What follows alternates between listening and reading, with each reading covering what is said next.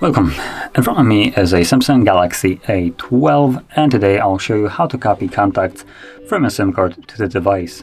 And to get started, let's find our Contacts app, which for me is right over here.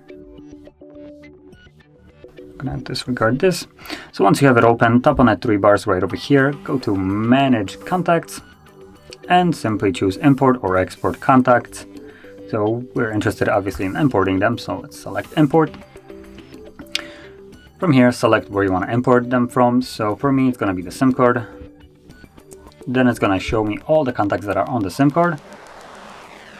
Although I feel like it's missing some of them for some reason. Anyway, so simply select the contacts that you want by tapping on them. As you can see, they have this check mark then. And from there, once you're satisfied, click on Done. And then choose where you want to import them. Now, right now, this option seems a little bit redundant, given that there is only a phone option. But in normal circumstances, you most likely would also see your Google account, assuming you are logged into Google or Samsung account. This will basically be one of the options that you can import it to instead of the phone. But anyway, I'm gonna select the phone, choose import, and okay, contacts imported. And there we go, we're basically done. That's how you would import contacts.